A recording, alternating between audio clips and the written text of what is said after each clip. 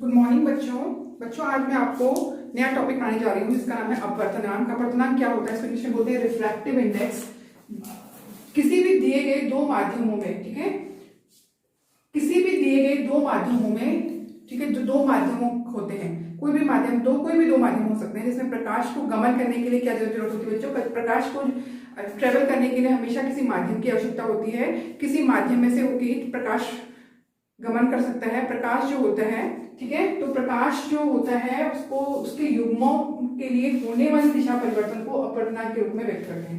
ठीक है, जो उसके दिशा परिवर्तन होता है, जो प्रकाश एक माध्यम से दूसरे माध्यम में उसके चाल में जो परिवर्तन होता है, इसको हम किसके रूप में व्यक्त करते हैं, अपवर्तनांक के रूप में व्यक्त करते हैं। तो इसको हम तो तुम्हें पता है बच्चों की प्रकाश की चाल हर माध्यम में अलग अलग होती है। प्रकाश की चाल किसी भी माध्यम से गुजरती है तो दूसरे माध्यम में जाते समय उसको वो क्या होता है, या तो अभिलंब की तरफ झुक जाती है या फिर अभिलंब से दूर हो जाती है। इसके लिए तुम्हें एक चीज और होता है, दो समान राशियों के अनुपात को भी हम इसको अपवर्तनांक के रूप में व्यक्त करते हैं। इसको एक दूसरे शब्दों में हम कह सकते हैं। तो विरल जो प्रकाश होता है, विरल माध्यम जो होता है वो कम घना होता है। ठीक है बेटा, जो कम घना होता है, वायु जो है एक विरल माध्यम है। विरल माध्यम में प्रकाश की चाल क्या होती है, वो धीमी होती है, तेज होती है। ठीक है, तेज होती है। और जब ये विरल माध्यम से किस में प्रवेश करती है, संघन माध्यम में प्रवेश करती है प्रकाश की किरण, ठीक है, संघन माध्यम में प्रवेश करती है तो अभिलंब की तरफ झुक जाती है। अभिलंब की तरफ झुक जाती है। ठीक है, और जब संघन माध्यम से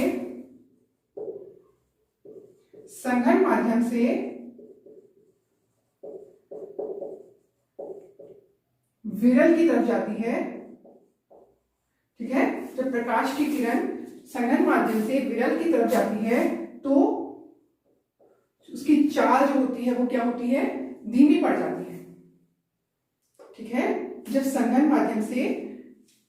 जब प्रकाश की चाल संघन माध्यम में ट्रेवल करती है तो उसकी चाल क्या हो जाती है, धीमी हो जाती है। और वो जब इसके बाद धीमी हो जाती है और जब वो विरल माध्यम में प्रवेश करती है तो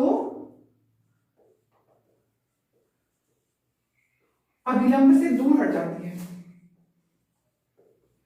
अभिलंब से दूर चली जाती है, दूर हट जाती है। ठीक है, दूर हट जाती है बच्चों। ठीक है, ये चीज आपको याद रखनी है कि विरल माध्यम में प्रकाश की गति जो होती है तेज हो जाती है। ठीक है, क्योंकि कोई ट्रैफिक नहीं होता है बीच में, साफ कोई अणु जो होते हैं वो क्लियर होता है उसका रास्ता प्रकाश का, तो वो उसको गमन करने के लिए कोई रुकावट नहीं होती, तो उसकी चाल तेज हो जाती है। और जब वो विरल माध्यम से संघन माध्यम में प्रवेश करती है, डेंसर मीडियम में प्रवेश करती है, तो वो अभिलंब की तरफ झुक जाती है। ठीक है बच्चों, अब संघन माध्यम में प्रकाश की चाल क्या होती है, धीमी हो जाती है, क्योंकि मीडियम जो होता है, जो माध्यम जो होता है बहुत संघन होता है, बहुत घना होता है, डेंस होता है। तो प्रकाश को जो होता है गमन करने में, जैसे ट्रैफिक में आप चलते हो तो आपकी चाल थोड़ी धीमी हो जाती है। तो उसी प्रकार प्रकाश की चाल संघन माध्यम में क्या होता है, धीमी हो जाती है। और जब उसके बाद विरल मीडियम में प्रवेश करती है, रेयर मीडियम में प्रवेश करती है तो अभिलंब से क्या होता है, दूर हट जाती है। तो ये अब ये रिफ्रैक्टिव इंडेक्स क्या होता है, अपवर्तनांक क्या होता है। ठीक है, जो इंसिडेंट रे होती है, ठीक है, जो अपवर्तन किरण होती है, ठीक है, अपवर्तनांक क्या होता है, अपवर्तन किरण जो होती है वही अपवर्तनांक होता है। अब जैसे कि ये देखिए, ये हम दो माध्यम ले रहे हैं। एक माध्यम, इसको हम मान लेते हैं फॉर एग्जांपल इसको हम मान लेते हैं माध्यम 1, इसको हम मान लेते हैं माध्यम 1, इसको हम मान लेते हैं माध्यम 2। ठीक है, समझ लो, ये इसको हम एक अभिलंब खींच लेते हैं, एक प्रकाश की किरण।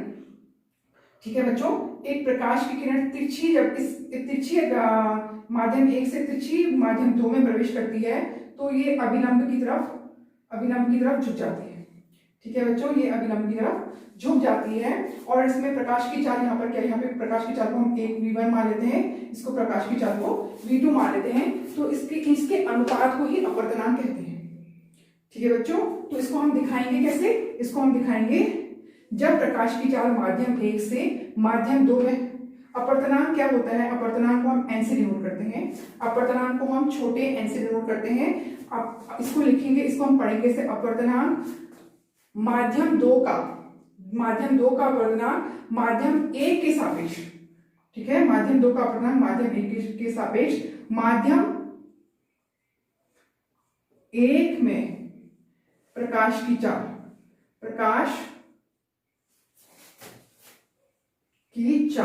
को हम क्या लेते हैं, v1 लेते हैं, और माध्यम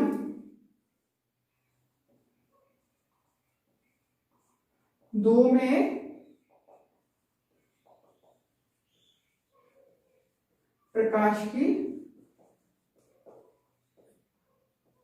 चाल को v2 लेते हैं, ठीक है। इसको हम पढ़ेंगे कैसे, माध्यम 2 का अपवर्तनांक माध्यम 2 के सापेक्ष, इसको पढ़ेंगे माध्यम 2 का अपवर्तनांक माध्यम 1 के सापेक्ष, ठीक है। फिर इसको हम लेंगे माध्यम 1 में प्रकाश की चाल v1, माध्यम 2 में प्रकाश की चाल v2। इसका फॉर्मूला होता है n is inversely proportional to v, ठीक है। जो अपवर्तनांक होता है वो हमेशा इनवर्सली प्रोपोर्शनल होता है प्रकाश की चाल की, ठीक है। किन्हीं दो माध्यमों में अपवर्तनांक क्या होता है, किन्हीं दो माध्यमों जो प्रकाश की चाल होती है, ठीक है, वो किसी एक माध्यम की सापेक्ष कितनी अधिक होती है, कोई एक माध्यम किसी दूसरे माध्यम के सापेक्ष कितना घना है, इसी को हम अपवर्तनांक द्वारा व्यक्त करते हैं। और इसको हम बोलते हैं, कोई कितना घना है, इसको हम बोलते हैं प्रकाशित, ठीक है, ऑप्टिकल डेंसिटी भी बोलते हैं इसको हम। प्रकाशित कोई एक माध्यम किसी दूसरे माध्यम से कितना घना है, इसको हम क्या बोलते हैं, प्रकाशित संघनन, ठीक है। इंग्लिश में हम उसको ऑप्टिकल डेंसिटी, इसी को हम प्रकाशित संघनन को ही हम किसके रूप में व्यक्त करते हैं, इसको हम अपवर्तनांक के रूप में ही इसको मेजर करते हैं, ठीक है। कोई एक माध्यम दूसरे माध्यम के सापेक्ष कितना घना है, कोई एक माध्यम किसी दूसरे माध्यम कितना संघन है, कितना घना है, इसी को ही हम ऑप्टिकल डेंसिटी, ऑप्टिकल अपवर्तनांक के द्वारा ही इसको मेजर करते हैं, उसके द्वारा इसको नापा जाता है, ठीक है। तो बच्चों, ठीक है बच्चों, यदि माध्यम एक, समझ लो अगर माध्यम हम एक कोई भी दो माध्यमों का जो युग्म होता है, उसका जो किसी एक माध्यम के सापेक्ष में दूसरा माध्यम लेता है, उसी को अपवर्तनांक कहते हैं, ठीक है। उसी के आपस में कौन कितना आधा संघन है, इसी को अपवर्तनांक कहते हैं। यदि पहला माध्यम क्या हो, निर्वात हो, ठीक है। निर्वात में प्रकाश की चाल बच्चों कितनी होती है, निर्वात ले लो चाहे वायु ले लो, निर्वात में प्रकाश की चाल होती है बच्चों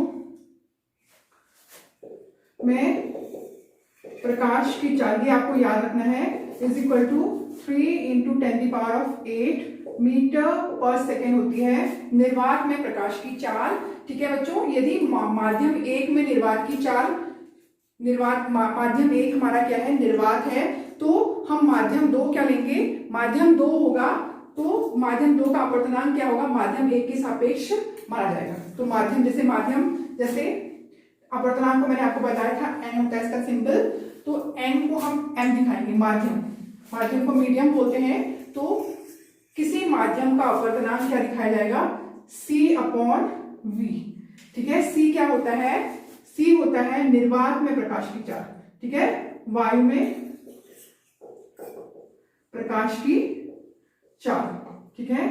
और v क्या हुआ, ये v किसको क्या दिखाएंगे, ये होगी माध्यम में प्रकाश की चाल, माध्यम दो में प्रकाश की चाल, किसी भी माध्यम में प्रकाश की चाल, ठीक है। तो ये हो गया वायु में प्रकाश की चाल, तो जो माध्यम दो में प्रकाश की चाल होगा उसका माध्यम दो का माध्यम एक के सापेक्ष लिया जाएगा, इसी को कहा जाएगा, इसको कहा जाएगा एब्सोल्यूट रिफ्रैक्टिव इंडेक्स, ठीक है बच्चों, इसको कहा जाएगा एब्सोल्यूट रिफ्रैक्टिव इंडेक्स, ठीक है। निरपेक्ष अपवर्तनांक इसको कहते हैं, निरपेक्ष,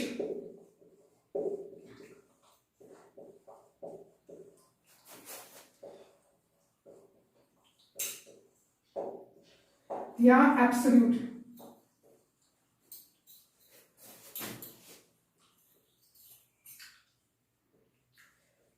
रिफ्रैक्टिव इंडेक्स, इसका मतलब ये हुआ कि जब किसी दूसरे माध्यम का अपवर्तनांक किसका हो वायु निर्वात के सापेक्ष लिया जाएगा, निर्वात में प्रकाश के सापेक्ष लिया जाएगा, तो उसको कहा जाएगा निरपेक्ष अपवर्तनांक। ठीक है, इसे कहेंगे एब्सोल्यूट रिफ्रैक्टिव इंडेक्स। ठीक है बच्चों, आगे हम लेंस के बारे में पढ़ेंगे। ठीक है, तो लेंसेज के बारे में आपको बताती हूँ। आगे बच्चों हम लेंस पढ़ रहे हैं। लेंस क्या होते हैं? लेंस के बारे में आपने सभी ने सुना होगा कि लेंस क्या होते हैं। लेंस दो पृष्ठों से घिरा हुआ, ठीक है बच्चों, दो पृष्ठों से घिरा हुआ एक पारदर्शी माध्यम होता है, एक ट्रांसपेरेंट मीडियम होता है। दो पृष्ठों से घिरा होता है और एक पारदर्शी मीडियम होता है। ठीक है, जिसका दो पृष्ठ, ठीक है, या दो, इसके एक पृष्ठ, या तो एक पृष्ठ समतल हो सकता है, ठीक है, सीधे समतल हो सकता है, या फिर दोनों पृष्ठ गोलीय हो सकते हैं, या फिर एक पृष्ठ गोलीय एक पृष्ठ समतल भी हो सकता है। तो ये दो प्रकार के होते हैं। एक होता है उत्तल लेंस, उत्तल लेंस, ठीक है, इसको बोलते हैं कन्वेक्स लेंस। और एक होता है अवतल लेंस, ठीक है, या फिर कनकेव लेंस।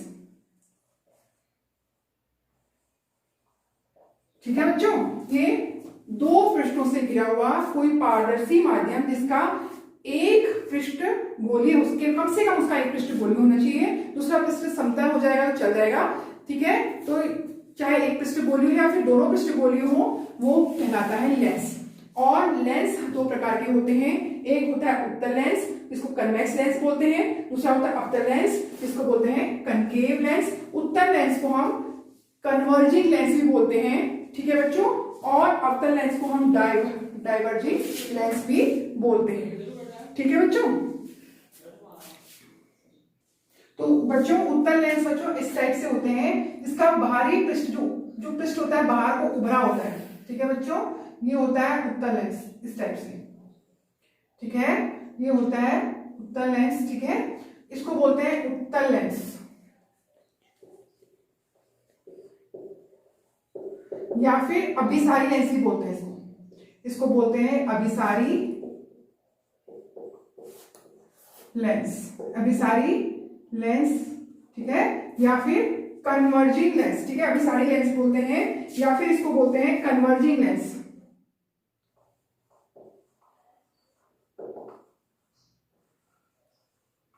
ये आपको ध्यान रखना है, इस उत्तल लेंस को बोलते हैं अभिसारी लेंस या फिर कन्वर्जिंग लेंस। ये किनारों में क्या होते हैं? पतले होते हैं। ठीक है बच्चों, ये दो किनारों में क्या होते हैं? ये किनारों से क्या होते हैं?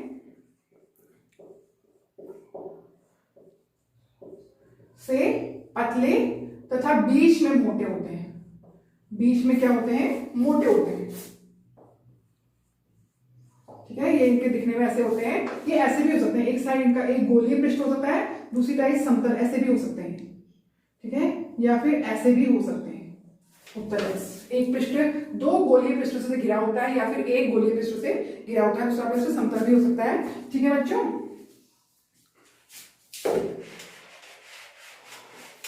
इसको बोलते हैं उत्तल लेंस। अब उत्तल लेंस क्या होता है? ठीक है, इसके आपके कुछ बिंदु इसमें आपको बताती हूं। जो उत्तल लेंस होता है, इसका जो बीच का, ये दो गोलों से मिलकर बना होता है। ठीक है बच्चों, ये आपको दिख रहा होगा, ये दो गोलों से मिलकर बना होता है। ये देखिए, इसका जो बीच होता है, इसका बीचों बीच होता है, इसको हम ओ से दिखाते हैं। ठीक है, इसको हम ओ से दिखाते हैं और इसको बोलते हैं ऑप्टिकल सेंटर। ठीक है, जो बीचों बीच होता है इसको ऑप्टिकल सेंटर या प्रकाशित केंद्र बोलते हैं। जो ये बीचों बीच होता है ओ, इसको बोलते हैं प्रकाशित केंद्र।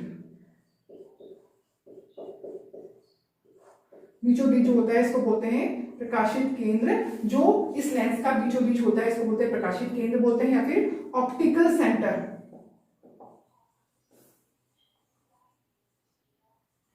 अब ये जो होता है दो गोलों से मिलकर बना होता है। देखिए बच्चों, ये देखिए,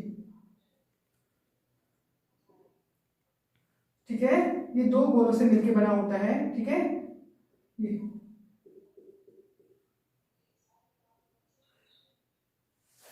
दो गोलों से मिलके, दो गोलीय गोलों से मिलके ये लेंस बना होता है। तो इसलिए जो इस गोले का जो केंद्र होता है, ये जो गोले का केंद्र होता है ये वाला, इसको हम सी से दिखाते हैं, इसको बोलते हैं वक्रता केंद्र।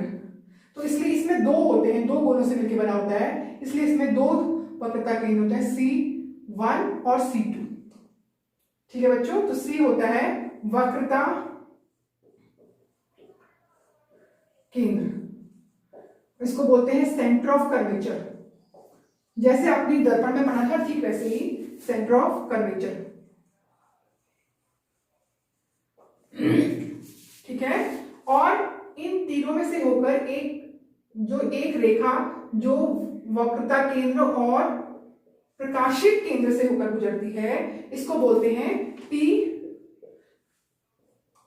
प्रिंसिपल एक्सिस, माने मुख्य अक्ष। मुख्य अक्ष प्रिंसिपल एक्सिस।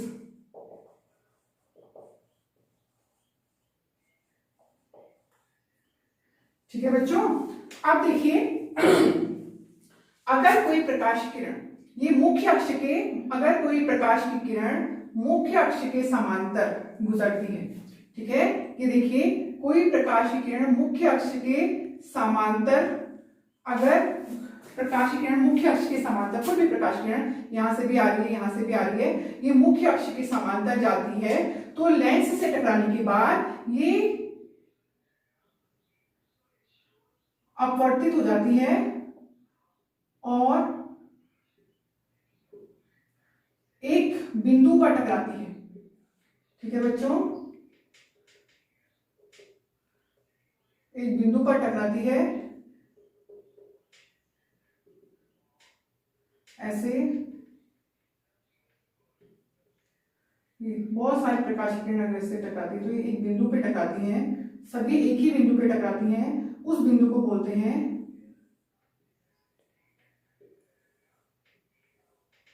मुख्य फोकस। इसको हम X से दिखाते हैं, इस बिंदु को बोलते हैं मुख्य फोकस।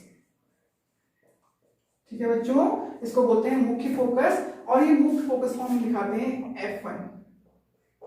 F1 हम इसको बोलते हैं। ठीक है, ये मुख्य अक्ष, ये प्रकाशित केंद्र की जितनी दूरी पे होता है उतनी ही दूरी पे, ठीक है, ये सही से बना नहीं है, इसको मैं आपको एक बार फिर से बना के दिखाती हूँ। तो बच्चों वो लेंस में से बहुत पतला बन गया था, मोटा बन गया था, तो मैंने पतला, ये तक इसको पतला पतला बनाना है लेंस को, नहीं तो फिर बनाने में अगर गलती हो तो हमारा ये रेखा आरेख गलत बन जाएगा। तो मैं आपको बताई थी, अगर कोई प्रकाश की किरण मुख्य अक्ष, ये मुख्य अक्ष है, ठीक है, के समांतर जाती है तो ये एक बिंदु से टकराती है। ठीक है, ये सब आके एक ही बिंदु, अपवर्तन के पश्चात एक ही बिंदु पर टकराती हैं। ठीक है, ये एक ही, इसलिए इसको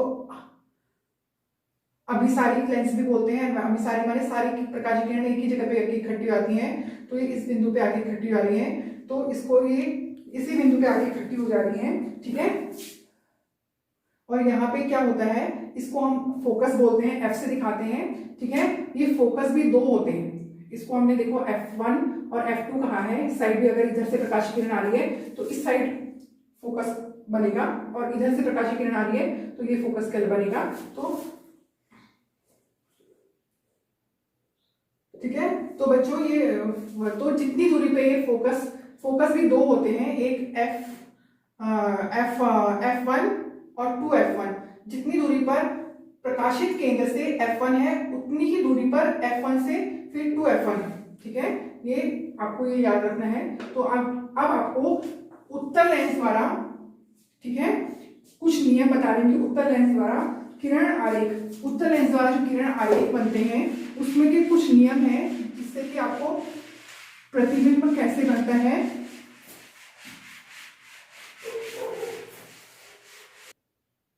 तो बच्चों आपको किरण आरेख के द्वारा उत्तल लेंस और अवतल लेंस द्वारा बनाए कुछ नियम बता रही हूँ। कुछ नियम किरण आरेख के कुछ नियम है जो सभी में लागू होंगे।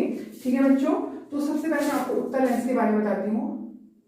ये उत्तल लेंस है, ये इसका मध्य है, ये प्रकाश केंद्र है और ये इसकी मुख्य अक्ष है। ठीक है, ये हो गया F1, ये हो गया F1 to F1, ठीक है, F2 to F2। ठीक है बच्चों, इतना मैंने आपको समझा चुकी हूँ। तो इसके कुछ नियम हैं किरण आरेख के, जिसके द्वारा पता चलेगा कि प्रतिबिंब कैसे कहाँ कहाँ पर बनेंगे। प्रतिबिंब कहाँ पर बनते हैं, जहाँ पे दो प्रकाशीय किरण टकराती हैं वहां पे ही प्रतिबिंब बनते हैं। तो बच्चों देखिए, जब कोई प्रकाश किरण मुख्य अक्ष के समांतर जाएगी, ठीक है, तो वो लेंस से टकराने के पश्चात, अपवर्तन के पश्चात, ठीक है, अपवर्तन के पश्चात सारी कहाँ पे, ये देखिए एक, ये कोई भी प्रकाशीय किरण आ रही है, लेंस में टकराने के बाद एक पॉइंट पे सारी की सारी मीट हो रही है, तो इस पॉइंट पे क्या होगा, ठीक है, ये फोकस पे मिलेगी। कोई भी प्रकाशीय किरण, पहला नियम है कि कोई भी प्रकाशीय किरण जब मुख्य अक्ष के समांतर जाती है तो वो कहाँ पे मीट करती है, कहाँ पे, सारी की सारी कहाँ पे मीट करती है, फोकस पे मीट करती है। ठीक है, F1 पे मीट करती है। तो दूसरा नियम है इसका, ये देखिए, सारी अभिसारित हो जाती हैं और जब कोई प्रकाशीय किरण, इसका मुख्य फोकस है, ये फोकस है F2, ये F1, ये 2F1, ये 2F2 है। तो अगर कोई प्रकाशीय किरण, ठीक है, फोकस से आ रही है, ठीक है, फोकस से आ रही है, कोई प्रकाशीय किरण फोकस से आ रही है, तो लेंस से अपवर्तन के पश्चात ये क्या हो जाती है, लेंस से अपवर्तन के पश्चात ये क्या हो जाती है, ये मुख्य अक्ष के समांतर हो जाती है। ठीक है, ये देखिए, कोई भी प्रकाश किरण मुख्य फोकस से आते हुए लेंस से टकराती है तो ये क्या होती है, मुख्य अक्ष के समांतर हो जाती है। तीसरा नियम है उत्तल लेंसों का किरण रेखा कि कोई, ये इसका प्रकाशित केंद्र है, ये मुख्य अक्ष है। ठीक है, अगर कोई प्रकाशीय किरण ये प्रकाशित बिंदु से होते हुए लेंस से प्रवेश कर रही है, ठीक है, तो ये कैसे होती है, यहीं से निर्गत हो जाती है, कोई इसमें अपवर्तन नहीं होता है। ये बहुत इंपॉर्टेंट है और ये बहुत, कि अगर कोई प्रकाशीय किरण उत्तल लेंसों में, कोई प्रकाशीय किरण अगर मुख्य प्रकाश केंद्र से होकर, ठीक है, प्रकाश केंद्र से, ऑप्टिकल सेंटर से होकर जा रही है, तो वहीं से, उसी से ना बिना, वहीं से निर्गत हो जाती है, उसी रास्ते से ये चली जाती है। ठीक है, अगर कोई प्रकाश किरण मुख्य अक्ष से होती हुई जा रही है तो वो भी वैसे ही निकल जाती है, सीधे निकल जाती है। ठीक है, तो ये दो इसके नियम वो हैं, तो ये आपको याद रखने हैं। तो दूसरा अगला मैं आपको बता रही हूँ लेंस का दूसरा प्रकार, दूसरा है अवतल लेंस। ठीक है, अवतल लेंस, इसको ये इसके दोनों पृष्ठ जो होते हैं अंदर को धसे हुए होते हैं, अंदर की तरफ को धसे हुए दोनों पृष्ठ, इसको बोलते हैं अवतल लेंस। ये होता है अवतल लेंस। ठीक है बच्चों, ये होते हैं अवतल लेंस, इसको आपने याद रखना है, इसको बोलते हैं अवतल लेंस। ठीक है, इसको हम बोलते हैं अपसारी लेंस भी बोलते हैं, अपसारी लेंस भी बोलते हैं। ठीक है, इसको बोलते हैं कन्वर्जिंग लेंस, इंग्लिश में बोलते हैं कन्वर्जिंग लेंस। इसलिए इसको बोलते हैं, ये क्या होते हैं, बीच में पतले होते हैं, ये क्या होते हैं, बीच में पतले होते हैं और किनारों में मोटे होते हैं, किनारों में मोटे होते हैं। ठीक है बच्चों, ये आपको दिख रहा है ना, बीच में पतले हो रहे हैं, ये बीच में पतले होते हैं और किनारों में मोटे होते हैं, इनको बोलते हैं अवतल लेंस। ठीक है, अवतल लेंस को बोलते हैं कनकेव लेंस, कनकेव लेंस होते हैं। ये भी दो गोलीय पृष्ठों से मिलकर बने होते, दो गोलों से मिलकर बने होते हैं, तो इसीलिए इनका भी केंद्र जो ये देखिए, इनका जो सेंटर होता है इसको ओ से दर्शाया जाता है, और इसमें दो C1 C2 ये मुख्य अक्ष हो गया है, ठीक है। इसको बोलते हैं प्रकाश केंद्र, और ये होता है वक्रता केंद्र। समझ में आ गया? तो ये भी दो केस, इसलिए इसके भी दो C2 होते हैं, दो फोकस होते हैं, F2 और F1। तो ये आपने उसमें भी पढ़ा था। इसको बोलते हैं अपसारी लेंस, इसलिए इसको अपसारी लेंस बोलते हैं क्योंकि देखिए बच्चों, क्योंकि ये कोई प्रकाश की किरण ये मुख्य अक्ष से होकर, ये प्रकाश केंद्र से होकर आ रही है। तो जब कोई मुख्य, इसके भी केंद्र के 3 नियम है। जब कोई प्रकाश की किरण, ये आपको बता दे रही हूं, जब इसके समांतर होके जाती है, ठीक है, समांतर होके जाती है मुख्य अक्ष के, ये O है, तो ये क्या होता है, ये इसमें टकराने के पश्चात क्या होती है, ये फैल जाती है, ये फैल जाती है। कन्वर्जिंग का मतलब होता है फैलना।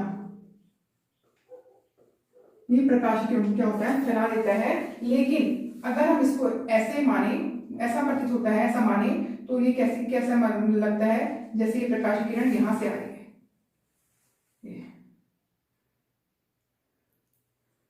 तो ये जिस पॉइंट पे मीट करती है इसको बोलते हैं फोकस।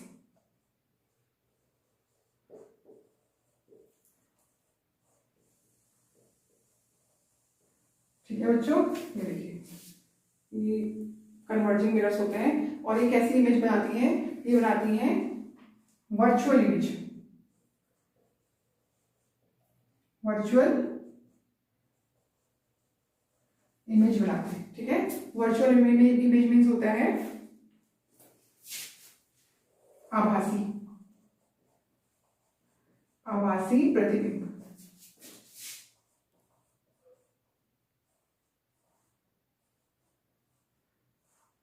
ठीक है बच्चों, किरण आरेख के 3 नियम है कि कहां कहां पे संभावनाएं हो सकती है प्रतिबिंब बनने की। तो जैसे हमने उत्तल लेंस में पढ़ा था, ऐसे ही अवतल लेंस में हुआ। देखिए ये प्रकाशित केंद्र है, ठीक है। अगर इसमें क्या होता है, अगर कोई प्रकाश किरण मुख्य अक्ष की, ये प्रिंसिपल एक्सिस है, मुख्य अक्ष के समांतर आ रही है, तो ये अपवर्तन के पश्चात क्या होता है, ये फैल जाती है, अपसारित हो जाती है, ठीक है। प्रकाश किरण ये देखिए मुख्य अक्ष के समांतर आ रही है, तो ये क्या होता है, अपवर्तन के पश्चात, लेकिन ये क्या होता है, ऐसा प्रतीत होता है जैसे ये मुख्य फोकस से होती हुई आ रही है, ठीक है, ऐसा प्रतीत होता है। इसको हम ऐसे बनाएंगे। फिर दूसरा है,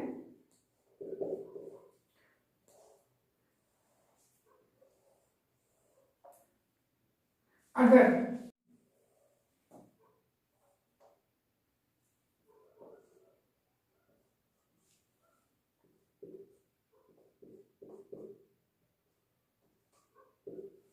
अगर कोई प्रकाश की किरण, ठीक है, फोकस से होती हुई, अगर कोई प्रकाश किरण फोकस से होती हुई,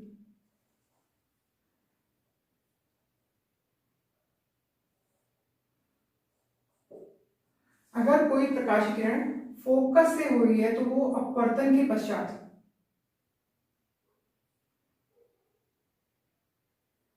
मुख्य अक्ष के समांतर हो जाती है, ठीक है, मुख्य अक्ष के समांतर हो जाती है। अगर कोई प्रकाश किरण फोकस से आती हुई प्रतीत हो रही है, तो वो अपवर्तन के पश्चात क्या होता है, मुख्य अक्ष के समांतर हो जाती है। तीसरा इसका संभावना हो सकती है, अगर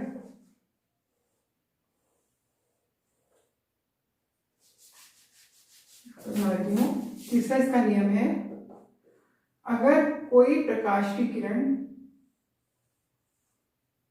ये प्रकाशित बिंदु है, ये मुख्य अक्ष है, ये फोकस है, फोकस 1, ये फोकस 2 है। अगर कोई प्रकाश की किरण मुख्य इसके प्रकाशित केंद्र से होकर गुजरती है, देखिए प्रकाशित केंद्र ये है, अगर कोई, तीसरा नियम है प्रतिबिंब बनने की संभावना, अगर कोई प्रकाशित किरण प्रकाशित केंद्र से होकर गुजरती है, तो वो बिना विचलित, अपवर्तन के पश्चात बिना विचलित होकर निर्गत हो जाती है, बिना विचलित हुए बिना मुड़े हुए निकल जाती है। अगर, और दूसरा इसका है, अगर कोई प्रकाशीय किरण मुख्य अक्ष के ऊपर से होकर, मुख्य अक्ष में से होकर गुजरती है तो वो भी बिना विचलित हुए निर्गत हो जाती है। ठीक है, ये तीसरा नियम है प्रतिबिंब बनने की तीसरी संभावना है। ये किरण आना जैसे उत्तल लेंस में होता है उसी प्रकार अवतल लेंस के मैंने आपको प्रतिबिंब बन, किरण आरेख द्वारा प्रतिबिंब कहाँ कहाँ पर बन सकते हैं ये आपको बताया। तो इसके अगले भाग में आपको नेक्स्ट वीडियो में बताऊंगी। ठीक है बच्चों, थैंक यू।